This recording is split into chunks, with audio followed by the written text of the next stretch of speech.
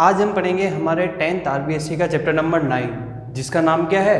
प्रकाश यानी लाइट।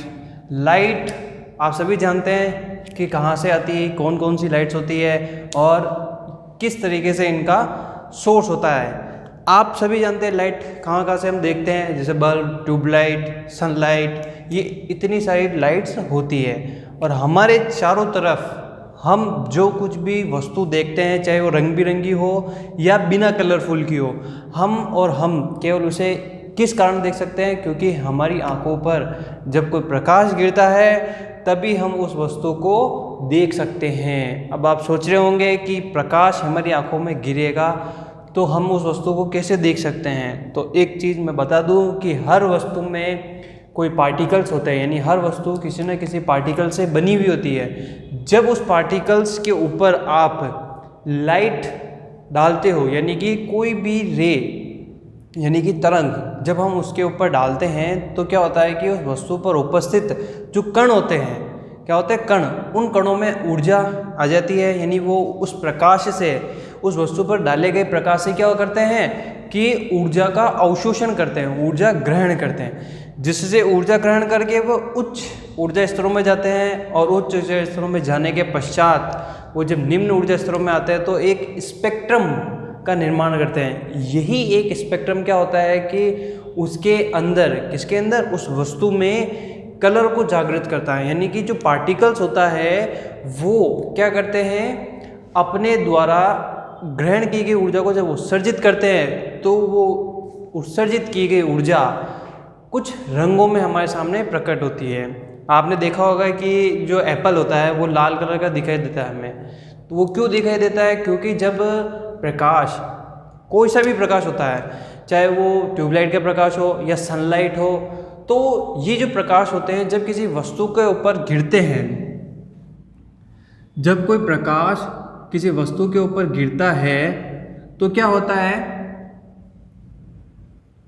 मान लीजिए ये सनलाइट है, एक सनलाइट को हमने क्या करा कि किसी बॉक्स के ऊपर डाला, तो इस सनलाइट के कारण इस बॉक्स के ऊपर जो कण उपस्थित होंगे, क्या होंगे? कण उपस्थित होंगे। उन कणों में क्या होगा, यहाँ पे जो कण होंगे, ये ब्लैक ब्लैक डॉट वाले, ये कण क्या करेंगे कि सनलाइट से क्या करेंगे, आपके ऊर्जा का ग्रहण करेंगे, ऊर्जा अवशोषण करेंगे।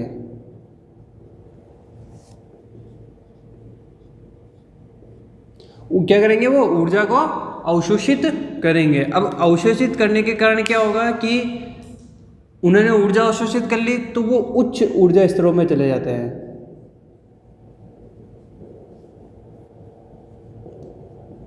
ये उच्च ऊर्जा स्तर वो स्तर होते हैं जिसमें कोई पार्टिकल अपने चरम सीमा पर ऊर्जा को क्या कर लेता है? अवशोषित कर लेता है। इस चरम सीमा पर अवशोषित करने के कारण क्या होता है कि आपका जो ये वस्तु है, उस वस्तु में जो उपस्थित पार्टिकल्स है फिर वो क्या करते हैं? उत्सर्जन करना स्टार्ट कर देते हैं।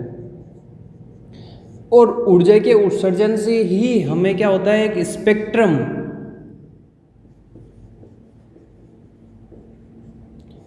स्पेक्ट्रम नाम का एक ग्राफ मिलता है। और इस स्पेक्ट्रम में क्या मिलते हैं? हमें रंग मिलते हैं। क्या मिलते हैं? रंग। जिसके कारण क्या होता है, ये वस्तु हमें क्या दिखाई देती है? रंगीन दिखाई देती है।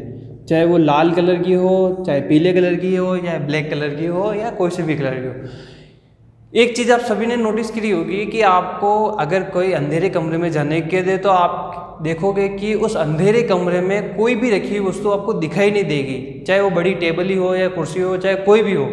लेकिन जैसे ही आप उसके अंदर प्रकाश कर दो, उस कमरे में क्या कर दो?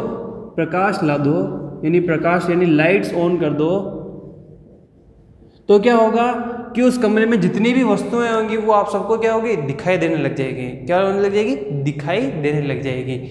इसी का कारण यही है कि वस्तु पर जो उपस्थित पार्टिकल्स होते हैं वो क्या करते हैं? ऊर्जा का अवशोषण करते हैं, और उत्सर्जन के दौरान जो कलर निकलते हैं वो ही हमें दिखाई देता है। अगर ये प्रक्रिया नहीं हो, क्या हो? अगर ऐसी प्रक्रिया नहीं हो तो क्या होगा? अगर ये प्रक्रिया नहीं होगी तो हम क्या करेंगे? किसी भी वस्तु को देख नहीं पाएंगे। क्या नहीं कर पाएंगे? देख नहीं पाएंगे। क्यों? क्योंकि ये जो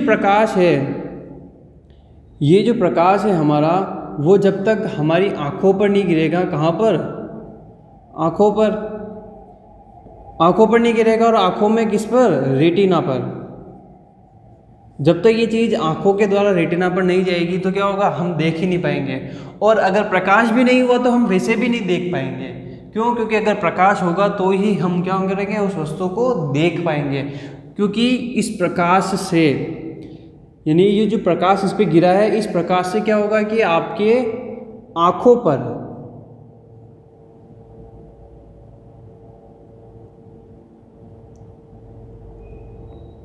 ये जो आंखें बनाई है मैंने, इन आंखों पर इस वस्तु द्वारा जो किरणें होती है वो जाती है। यानी अगर किसी वस्तु का प्रकाश डाल रहे हो तो क्या होंगे? वो कलर निकलेगा।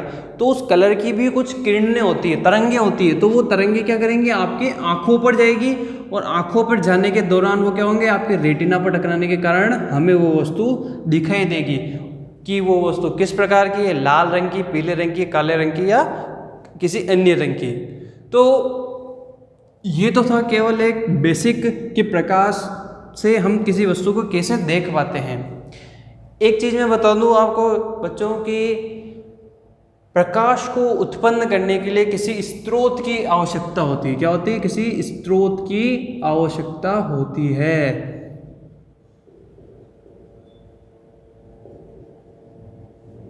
किसी भी प्रकाश को उत्पन्न करने के लिए स्रोत आवश्यक है, चाहे वो कोई सा भी हो, चाहे आपके टॉर्च हो, या ट्यूबलाइट हो, या बल्ब हो, या सूर्य हो।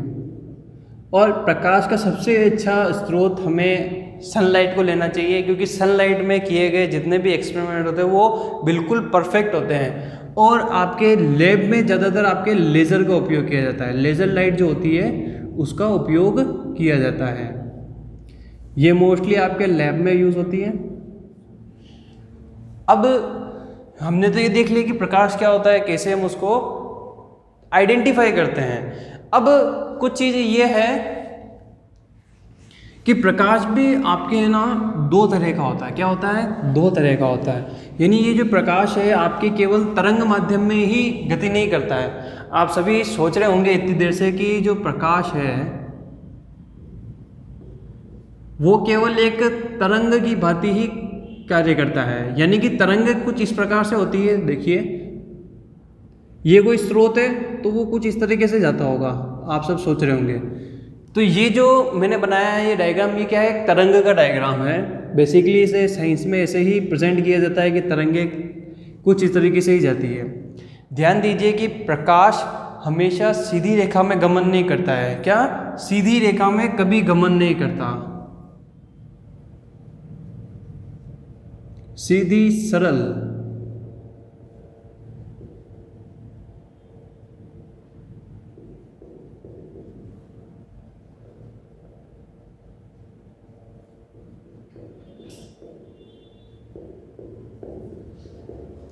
वो इसलिए क्योंकि अगर आप किसी प्रकाश तरंग के बीच में अगर कोई अवरोध ला दो, क्या कर दो? कोई अवरोध ला दो, तो क्या होगा कि ये जो प्रकाश है इस अवरोध से टकराकर विचलित होकर कुछ इस प्रकार से जाएगा। यानी वो देखिए इतनी देर तो यहाँ से लेके यहाँ तक वो सरल था, सरल रैखिक उसका क्या था? गमन था, पथ था। लेकिन जिसे वो यहाँ पर पहुंचा तो उसका क्या हो गया? पथ परिवर्तित हो गया और वापस यहाँ पर क्या हो गया? सरल रेखीय में परिवर्तित हो गया। तो क्या होगा कि प्रकाश हमेशा सीधी रेखा में गति नहीं करता है।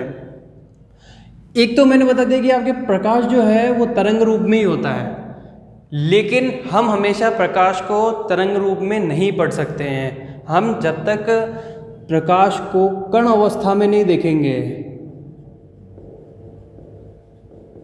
कण अवस्था में नहीं देखेंगे, तब तक हम इसकी अन्योन्य क्रिया जो होती है उसको समझ नहीं पाएंगे। और वो अन्योन्य क्रिया क्या होती है? तो देखिए कि एक तो तरंग प्रकार का तो होता ही है, साथ के साथ वो क्या होता है कि कण प्रकृति का भी होता है। प्रकाश की प्रकृति कणीय भी होती है तो तरंगे भी होती है, इसलिए हम कहते हैं कि प्रकाश जो है वो द्वैत प्रकृति का होता है।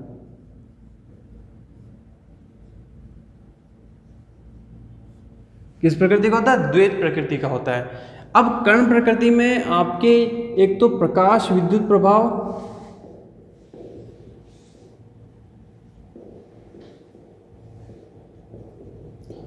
और द्रव्य के साथ अन्योन्य क्रिया,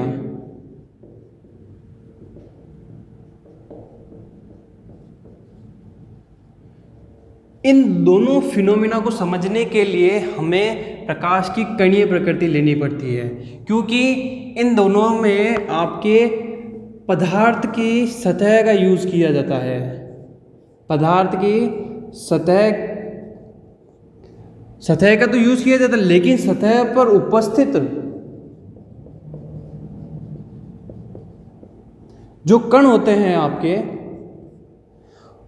उन कणों को प्रतिस्थापित करने के लिए, यानी उन कणों को विस्थापित करने के लिए, या एक तरह से आप कह सकते हो ऊर्जा देने के लिए, उन्हें क्या करने के लिए, ऊर्जा ग्रहण कराने के लिए हमें क्या करना पड़ता है,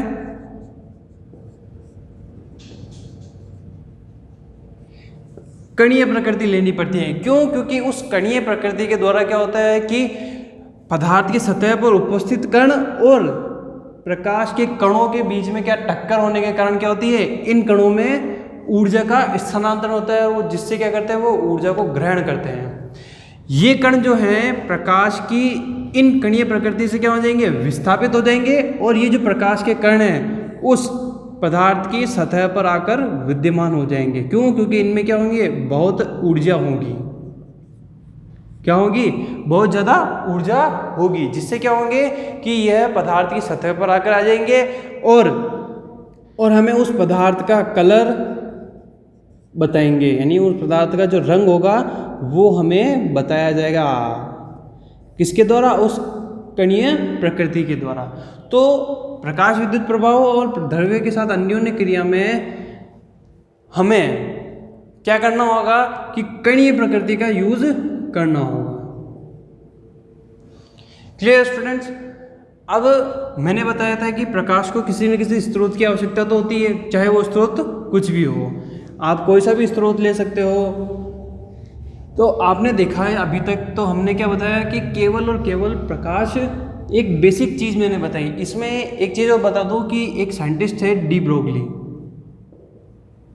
आपके छोटा सा क्वेश्चन आ सकता है कि ये जो डी ब्रोगली साइंटिस्ट है, इन्होंने ही आपको प्रकाश के दो रूप बताए।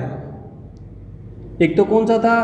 तरंग रूप, और एक कण रूप। इन्हीं के द्वारा हमें पता चला है कि जो प्रकाश है वो द्वैत प्रकृति का होता है।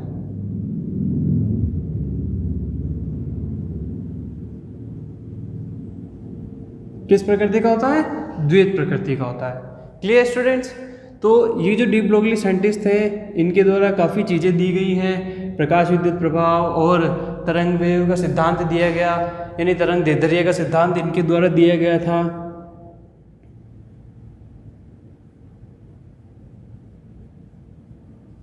तरंग दैर्ध्य सिद्धांत इनके द्वारा दिया गया, और बहुत सी चीज़ें क्या है हमारे डी ब्रोगली साइंटिस्ट द्वारा दी गई, वो भी किसके संदर्भ में? प्रकाश के संदर्भ में दी गई थी। अब हम पढ़ेंगे हमारे चैप्टर के फर्स्ट टॉपिक के बारे में। अब यहाँ से हमारे चैप्टर की रियल कहानी होना स्टार्ट होती है। अब तक तो हमने केवल क्या पढ़ा कि लाइट होता क्या है, लाइट का बेसिक क्या होता है, और हम उसे किस प्रकार से देख सकते हैं। तो एक बार छोटा सा रिवीजन कर लेते हैं। सबसे पहले हमने क्या देखा कि प्रकाश होता क्या है, आखिरकार कहाँ कहाँ से आता है। एक तो हम सनलाइट ले सकते हैं, यानी कि सूर्य का प्रकाश जो होता है। अब किसी सूर्य के प्रकाश को आप किसी पेड़ के ऊपर डालते हो तो क्या होगा, उस पेड़ की परछाई हमें दिखाई देगी। क्या होगी? उस पेड़ की परछाई हमें दिखाई देगी। ये तो क्या थी? प्रकाश किरण।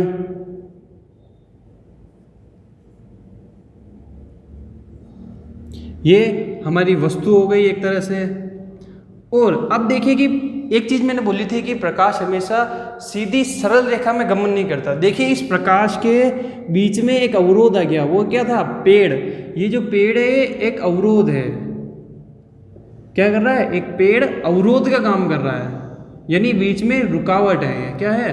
रुकावट है। किसके लिए? प्रकाश के लिए। तो देखिए जो प्रकाश जब इस पेड़ पे टकराया तो क्या हुआ? उसकी यहाँ पर छाया बन गई या प्रतिबिंब बन गया।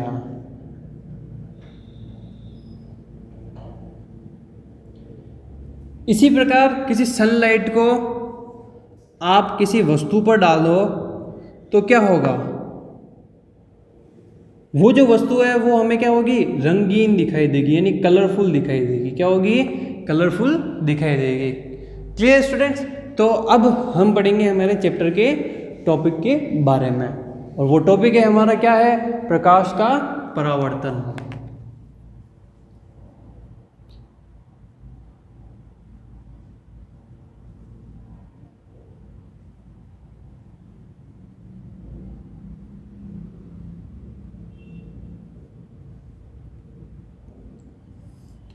प्रकाश का परावर्तन, इंग्लिश में इसे बोलेंगे रिफ्लेक्शन ऑफ लाइट, यानी कि लाइट का रिफ्लेक्शन कैसे होता है। क्या होता है?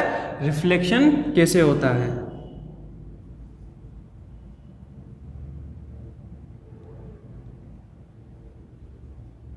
कि लाइट का रिफ्लेक्शन कैसे हो, यानी परावर्तन कैसे हो, यानी जो प्रकाश है वो सतह से टकराकर कैसे वापस आता है और वो किस प्रकार से क्रिया करता है। तो अब देखिए कि जो प्रकाश है उसका रिफ्लेक्शन यानी परावर्तन क्या होता है।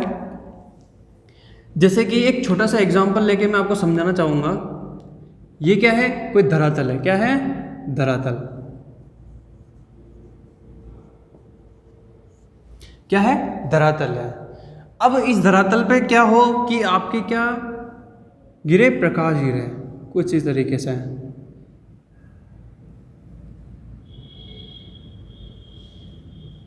Clear students? ये जो सनलाइट या कोई प्रकाश आपके किसी पदार्थ या किसी धरातल की सतह पर आकर गिरा। अब एक चीज और यहाँ पर कि ये जो सतह है वो क्या है? समतल सतह है।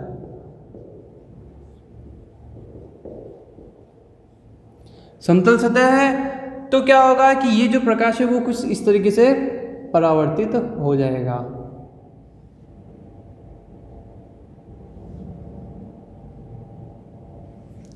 Clear students? तो ये जो परावर्तित था इसे हम कहते हैं नियमित परावर्तन।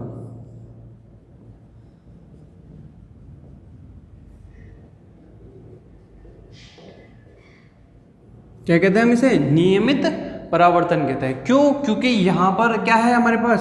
समतल सतह है, और समतल सतह पर जिस डिग्री से उसने कोण बनाया है और उसी डिग्री से क्या होगा? वो कोण बनाकर परिवर्तित हो जाएगा।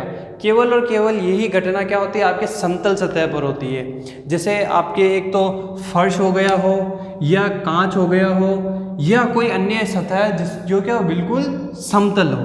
क्या हो? बिल्कुल समतल। उस समतल जगह पर आपके क्या होगा? प्रकाश बिल्कुल ऐसी सीधी रेखा में आएगा और सीधी रेखा में चला जाएगा। एक सतह कुछ इस प्रकार से ले लो आप, कुछ इस प्रकार से। ये भी धरातल है, लेकिन ये जो धरातल है ये कौन सा है? अनियमित या असमतल।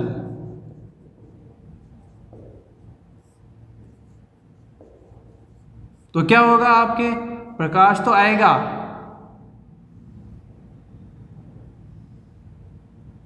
ये आया प्रकाश आपके, लेकिन वो क्या करेगा? कुछ इस तरीके से चला जाएगा, कोई ऐसे जाएगा या कोई ऐसे चला जाएगा। तो ये जो परावर्तन हुआ है, ये जो परावर्तन यानी रिफ्लेक्शन हुआ है, इसे हम कहते हैं अनियमित परावर्तन।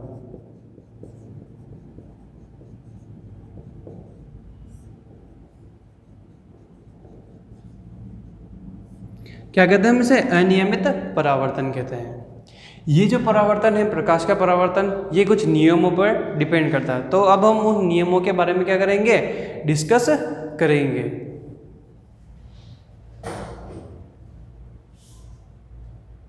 तो अब हम नियमित परावर्तन और अनियमित, जिसे हम विस्तृत परावर्तन भी कहते हैं, तो इसको एक एक बार सेपरेटली हम डिस्कस कर लेते हैं। फिर हम क्या करेंगे, इनको नियम द्वारा पढ़ेंगे।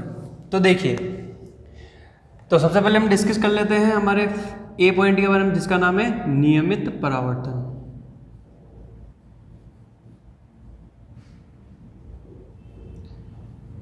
नियमित परावर्तन आपके हमेशा क्या होगा कि समतल सतह पर होगा। किस पर होगा? समतल सतह पर।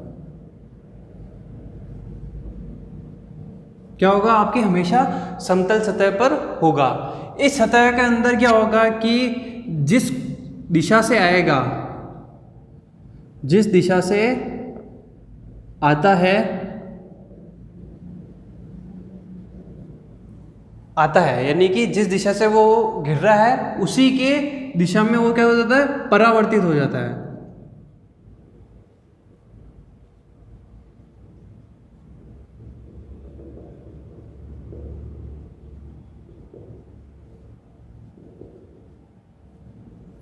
ये उसी दिशा में परावर्तित होने का मतलब ये है कि एकदम सीधी रेखा में आना और सीधी रेखा में चला जाना, यानी कि सीधी सरल रेखा में आना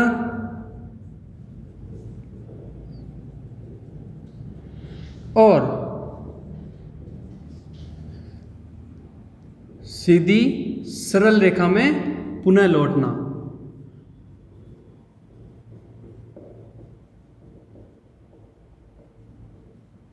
या हम मोस्टली जो परावर्तित वर्ड है वो ज़्यादा यूज़ करेंगे, परावर्तित, आपतित या विस्तृत, ऐसे वर्ड हम ज़्यादा यूज़ करेंगे। क्लियर? तो अब हम इसका एक डायग्राम पहले जो मैं बनाया था वही मैं एक बार यहाँ वापस बना देता हूँ। देखिए, ये जो धरातल है आपका वो एक समतल सतह है। क्या है? समतल सतह। क्लियर? जैसे ही प्रकाश इसके ऊपर गिरेगा तो वो बिल्कुल ऐसा वी बनाता हुआ, एकदम परफेक्टली वी बनाते हुए वो चला जाएगा।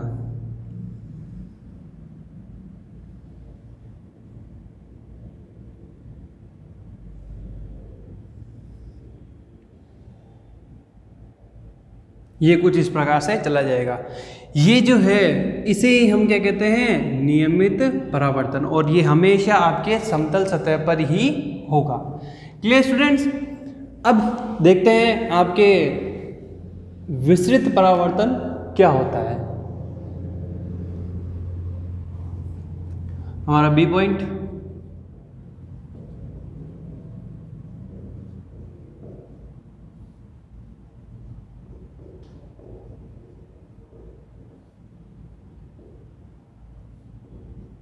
विस्तृत परावर्तन। विस्तृत परावर्तन आपके हमेशा खुरदरी सतह पर होता है। किस पर होता है? आपके खुरदरी सतह पर होता है। इसमें क्या होता है? आपके आपतन की दिशा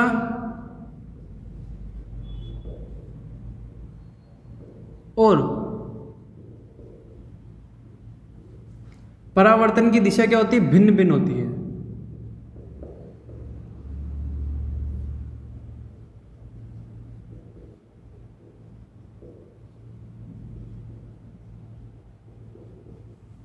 यानी कि कहने का मतलब यह है कि खुरदरी सतह पर आपके जिस दिशा से प्रकाश आता है उस दिशा में पुनः नहीं लौटता, बल्कि उसके विपरीत दिशाओं में या उल्टी सीधी दिशाओं में इधर उधर लौट जाता है। तो देखिए, एक छोटा सा डायग्राम बना देता हूँ जैसे पहला वाला बनाया था। अब ये जो है ये धरातल है आपका, और ये कैसा धरातल है? खुरदरा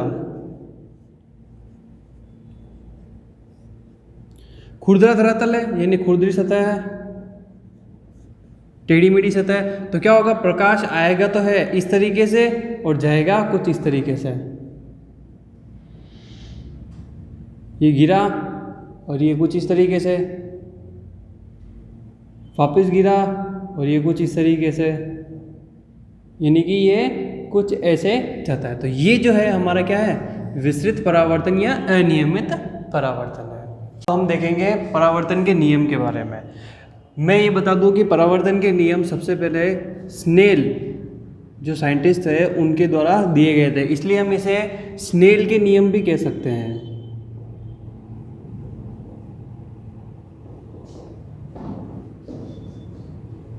स्नेल का नियम भी कह सकते हैं। परावर्तन में हम ये देखते हैं कि प्रकाश का किसी समतल पृष्ठ या धरातल से किस प्रकार क्या होता है, परावर्तन होता है। तो मैं एक डायग्राम बनाता हूँ आपके सामने। हम मोस्टली परावर्तन के लिए जो पृष्ठ लेते हैं वो या तो हम किसी धातु की सतह लेंगे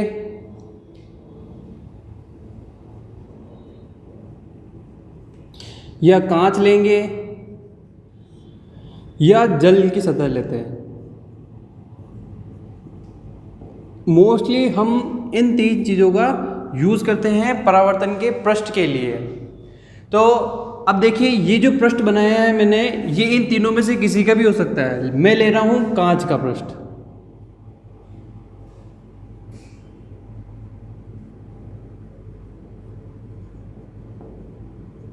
क्या ले ली मैंने, कांच की सतह। इसे हम कुछ नाम दे देते हैं, जैसे मैंने दे दिया P Q। क्या दे दिया, P और Q। अब मैं इसके बीचों बीच एक अभिलंब बनाता हूं। यह है अभिलंब, N नाम दे देते हैं हम, और ये बीच में O। ये एक अभिलंब है। क्या है, अभिलंब। तो यहां हम डिनोट कर देते हैं NO जो है वो क्या है, अभिलंब।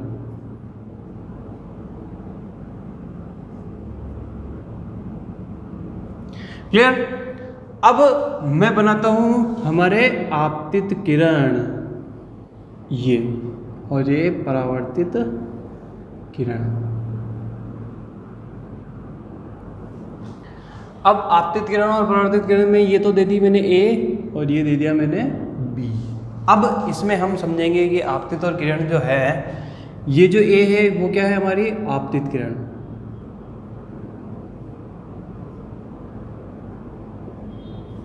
B है हमारी परावर्तित किरण।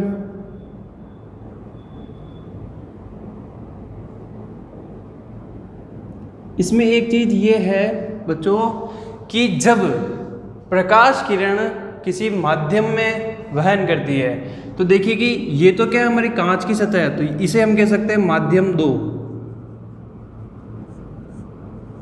और कांच के ऊपर क्या है, हवा, ये हवा है, तो ये हो गया हमारा माध्यम 1। ये पहला माध्यम और ये दूसरा माध्यम।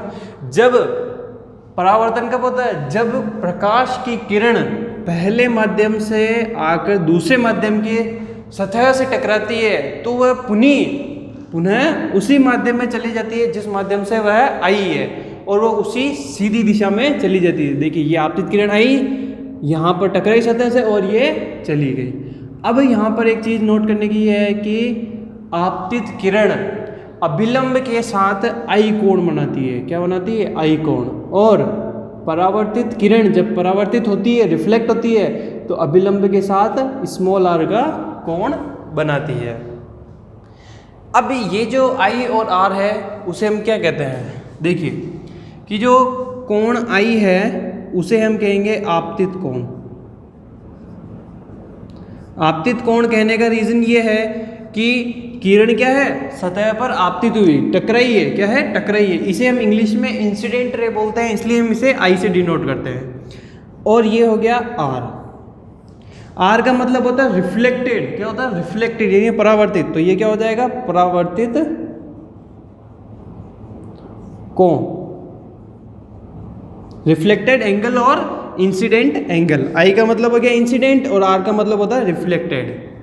तो अब देखिए कि अब जो नियम आता है वो क्या आता है, लेकिन उस नियम से पढ़ने पहले हम कुछ चीज़ों के बारे में देख लेते हैं। ये जो पी क्यू है इसे हम कहेंगे दर्पण या सतह। क्या कहेंगे, दर्पण या सतह। आप हमने कांच का लिया है तो हम क्या लेंगे, यहाँ पे दर्पण लेंगे। तो क्या हो गया, पी क्यू क्या कहलाएगा, हमारा दर्पण कहलाता है।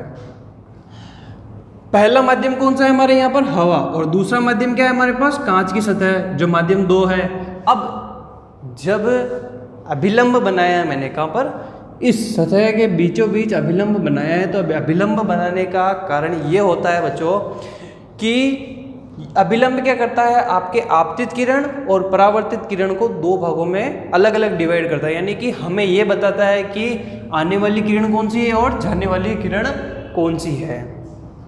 तो देखिए कि AO AO क्या है हमारे पास? आपतित किरण।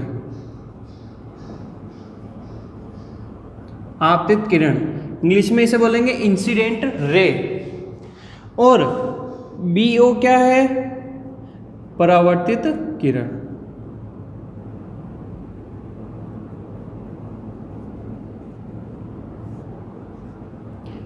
परावर्तित किरण को इंग्लिश में बोलते हैं रिफ्लेक्टेड रे। तो देखिए एंगल I और एंगल R में बता चुका हूँ। और NO क्या है हमारा? अभिलंब। अभिलंब ये एक 90 डिग्री का एंगल होता है वैसे, जो हम देखते हैं कि परपेंडिकुलर यानी किसी धरातल के सतह के ऊपर परपेंडिकुलर होता है। अब हम इसमें नियम को जानेंगे कि ये नियम है क्या। अब इसमें जो पहला नियम है वो क्या है, तो देखिए नियम पहला इसमें ये है कि आपतित किरण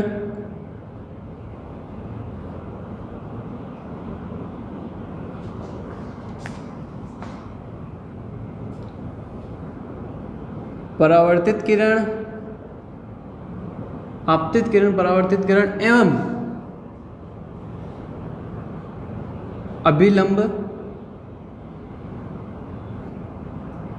यानी कि ये जो तीनों चीजें हैं वो क्या है कि तल या सतह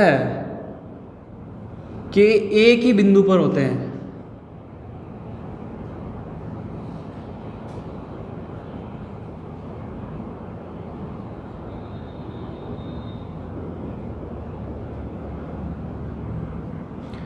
ये पहला नियम है, यानी कि जो नियम पहला है वो क्या कहता है कि अभिलंब, आपतित किरण और परावर्तित किरण ये तीनों एक ही बिंदु पर है। देखिए ये बिंदु O है, ये तीनों एक ही बिंदु पर आकर क्या करती है? मिलती है। क्लियर? और दूसरा नियम क्या है कि आपतित कोण, यानी एंगल I तथा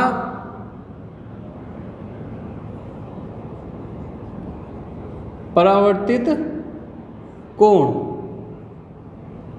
यानी एंगल R दोनों बराबर होते हैं, यानी कि दोनों अभिलंब से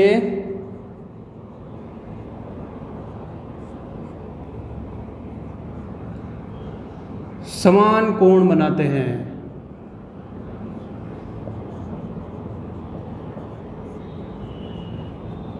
यानी कि जिस एंगल से आपतित किरण अभिलंब के साथ कोण बनाएगी उसी प्रकार परावर्तित किरण अभिलंब के साथ उतने ही डिग्री का कोण बनाएगी। जैसे मान लीजिए कि I का मान यानी इंसिडेंट रे के एंगल का मान 50 डिग्री है अभिलंब के साथ, तो जब परावर्तित होगी तो उसका भी मान कितना होगा? 50। अब इसमें ये चीज़ ध्यान देने की है कि ये एंगल जब ही बराबर होंगे जब आपके जो सतह है वो क्या हो? समतल हो। अगर सतह आपके खुरदरी होती है तो angle I is not equal to angle R, यानी कि आपतित किरण का कोण और परावर्तित किरण का कोण कभी भी बराबर नहीं होगा। ये खुरदरी सतह पर होगा हमेशा, और समतल सतह पर तो दोनों इक्वल होंगे ही होंगे। Clear students? तो ये तो था क्या हमारे परावर्तित के नियम यानी परावर्तन के नियम। इसमें एक छोटी सी चीज़ मैं आपको समझाना चाहूँगा कि समतल दर्पण में जो परावर्तन है वो किस प्रकार से बनाया जाता है, यानी उसको किस तरीके से दिखता है। तो उसमें छोटी सी है वो हम डिस्कस कर लेते हैं।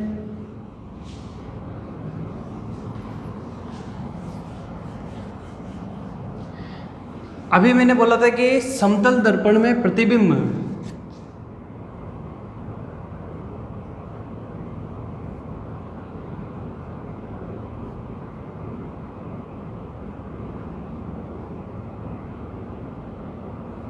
समतल दर्पण पे प्रतिबिंब जो बनता है, आप सभी ने देखा होगा आपके घर में एक कांच लगा हुआ होगा। क्या लगा हुआ होगा? कांच। ये जैसे मान लीजिए ये क्या है हमारे पास? कांच की सतह है। ये ए भी कोई कांच हो गया हमारे पास। ये जो मैंने डैश डैश लाइन बनाई है ये होती है हमारी सिल्वर कोटेड ग्लास।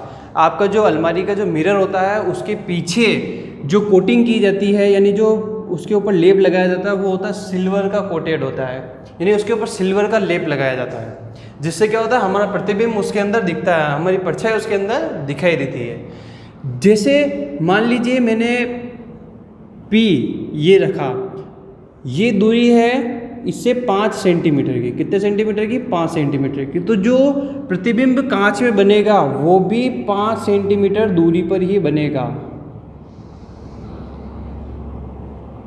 क्या बनेगा? 5 सेंटीमीटर दूरी पर बनेगा, यानी कि जितनी दूर वस्तु रखी हुई होगी कांच से उतना ही दूर उसका प्रतिबिंब बनेगा। किसके अंदर? कांच के अंदर। लेकिन समतल दर्पण में हमेशा जो प्रतिबिंब बनता है वो हमेशा आभासी होता है, यानी उसे आप केवल आभास कर सकते हो। क्या कर सकते हो? आभास कर सकते हो। उस प्रतिबिंब का आप आभास कर सकते हो, आप उसे छू नहीं सकते, उसे आप स्पर्श नहीं कर सकते या उसे इधर उधर नहीं कर सकते उस प्रतिबिंब को। हमें केवल उस प्रतिबिंब का क्या होता है? आभास होता है कि हाँ हमारा प्रतिबिंब हमारे सामने है। अब इसमें जो नोट करने की चीज़ है वो क्या है कि जब भी आप किसी वस्तु को दर्पण के सामने रखोगे तो उसका प्रतिबिंब उस दर्पण के अंदर उल्टा बनेगा। कैसा बनेगा? उल्टा बनेगा। देखिए मैंने यहाँ P बनाया है, लेकिन जब मैंने इसका प्रतिबिंब बनाया तो मैंने प्रतिबिंब ऐसा बनाया है। क्यों? क्योंकि दर्पण के अंदर आपका दायां बायां हो जाता है और बायां दायां हो जाता है, यानी कि जो आपका लेफ्ट है वो आपका राइट हो जाएगा दर्पण में, और जो आपका राइट है वो लेफ्ट हो जाएगा, यानी कि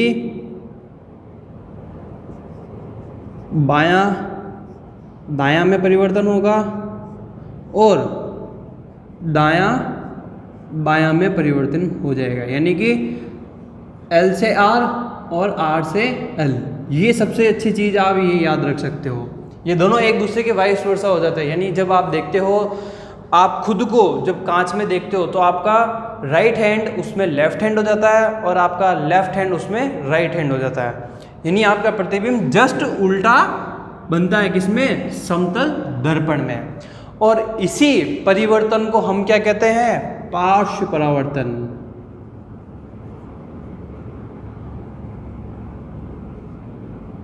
इंग्लिश में पार्श्व परावर्तन को बोलते हैं लेटरल इन्वर्जन, यानी कि उल्टा हो जाना। किसी दर्पण या किसी वस्तु में जब उसका प्रतिबिंब बनता है तो क्या होता है? उस पर जो प्रतिबिंब बना है उस वस्तु का उल्टा बनता है, इसलिए हम उसे क्या कहते हैं? पार्श्व परावर्तन।